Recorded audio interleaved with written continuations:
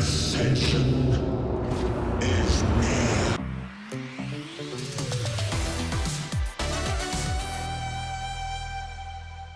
"56, the number of commander decks currently surrounding me begging to be played in my backroom / studio, and 34 of those are constructed decks because there are 2 Magic the Gathering players living under this roof. Which means, how many precons are there? You do the maths.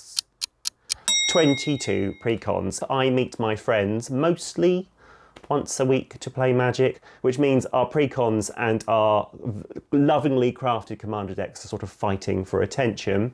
And I started wondering, why on earth have I bought so many precons that I rarely play? Major FOMO, a theme we love, and then there's chase cards in these precons and commander staples that we all love. I love an extra copy of Cultivate, I don't know about you. But the one motivation that seems to be lacking whilst I'm loading all my spare money into Hessian bags being carried by Wizard of the Coast is to play them long term. What does all this have to do with Ashad the Lone Cyberman? In honour of spooky season, we're going to scavenge amongst the remains of these poor, neglected precons, dig them up from the corners of this room and Frankenstein a body together for Ashad. Only cards scavenged from among these precons will be permitted in this build. Ashad the Lone Cyberman is a 3/3 legendary artifact creature from the Masters of Evil Dock 2 precon and wants us to stitch together power 2 or greater creatures to pay for his casualty 2 cost, non-legendary artifact spells to copy, which means power 2 artifact creatures are an important ingredient for this patchwork powerhouse, and some sacrifice enablers for those creatures,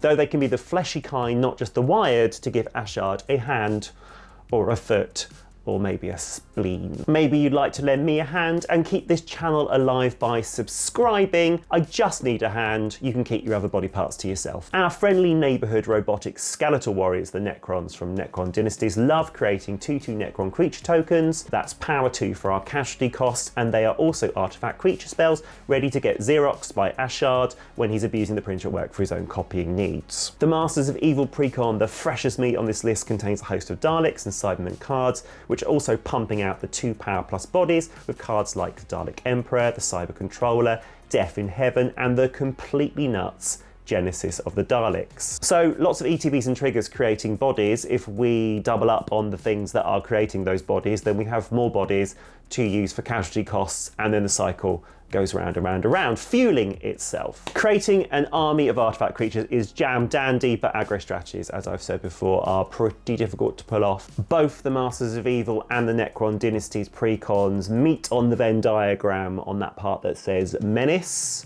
with this being a key feature of the Daleks, supported by Necrons like Skorpek Lord and Triach Stalker. Look at this card. This card is an absolute gem hiding in a precon. Not just your creatures, any creatures attacking the last chosen player have Menace. I need to put that in more of my decks. To make combat even more problematic, Cyberman Patrol is making it painful to block our artifact creatures by upgrading them with Afflict 3, and Cyberman Squadron is giving them all Myriad. Chuck in the cranial plating from the 40k deck and you'll be exterminating your opponents rather quickly.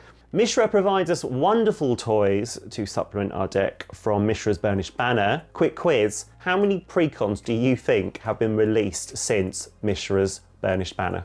Answer: 26. Mirrorworks is redundancy for Ashad's copying artifact effect, Strionic Resonator to copy all those villainous choices posed by Davros, the Dalek Emperor, the adding of counters to Ashad, and recursion provided by Mishra's co-worker, Silas Wren Seeker Adept. Padim has jumped ship to provide hexproof to the Dalek, Cybermen and Necron armies and potentially draw us card. Note, Padim is only one of 5 power 1 or less creatures in this deck of 29 creatures, so there's still 24 who are a casualty payment away from oblivion. Mishra has also made available to us Ica Wellspring, Thirst for Knowledge, Fact or Fiction, Thoughtcast, Faithless Looting, and Jehoira to shore up some card draw weaknesses present in Necron and Masters of Evil decks. You could stop there. That is enough precons to make a really solid Ashad deck, just using Necron Dynasties, Mishra's Burnished Banner, and Masters of Evil. But you may have some older precons which have some excellent cards to supplement our vision and to eradicate all non-Cyberman life from the universe. Exquisite Invention from 2018 gives us Unwinding Clock, basically vigilance for our combatants who untap, letting a card like Steel Overseer from Lorehold Legacies distribute many +1/+1 counters among them every turn, produce sneak attack blockers with Felden. It's just a super versatile addition. Sahili the Gifted and Ethereum Sculptor reduce artifact costs. Reverse Engineer will mostly be 2 blue for 3 cards, and Vidalcan Humiliator is perfect for this turn artifact sideways combat plan, reducing blockers to ineffectual speed bumps, and add that to the Menace theme, it's curtains. 2014's Built from Scratch gives us Scrap Trawler and Scrap Mastery for recurring artifacts, and a Palladium Mirror for ramp. March of the Machines Tinker Time gives us premium removal with Reality Shift and Imprisoned in the Moon, which got super cheap. Master of Ethereum has the Anthem effect for artifact creatures, and the Hedron Detonator, which fries when artifacts are being copied by Ashad, and benefits Ashad by sacking those artifacts to impulse draw cards and put counters on him. I love bringing murderous foes together.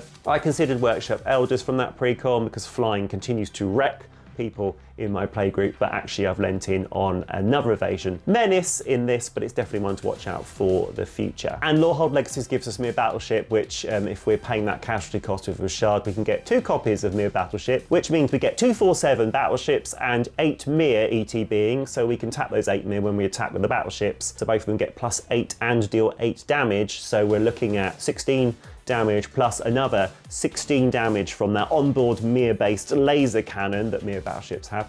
So that's 32 damage. That seems pretty awesome to me. Between these decks we have excellent ramp and removal, especially enjoying the Weeping Angel 2/2 body for casualty, artifacts so copyable, unique removal attached to combat, and Cyber Conversion, the latest card in the Your Commander is in Limbo range of products. Call 0121 do 1 to order this infuriating card today. Maybe some of the precons you have can be rescued in this way. Maybe you can reach behind the constructed decks that you've made, you know, that cobwebby corner where you keep your precons.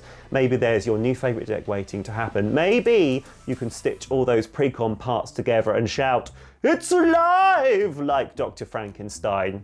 Give it a go, or maybe you just want to leave them in the boxes pristine on your shelf, which is absolutely fine as well. I'm more of a cards need to be played sort of person. But just consider the next time you're filling your cart with singles, maybe you've already got an amazing pool of cards to draw from, and that'll save you some pennies. Of the 34 constructed decks we have at MTG Specs HQ, 22 of them are mine, and I'm going to be reducing them down by half to only 11. It sounds traumatic and difficult, and it so far has been, so if you'd like to see that process and hear why I'm doing that, then hit subscribe, as that video will be with you in the next couple of weeks. I look forward to providing you with more enthusiastic mumbling about Magic, and until that time, I've been Lee, and this has been MTG Specs.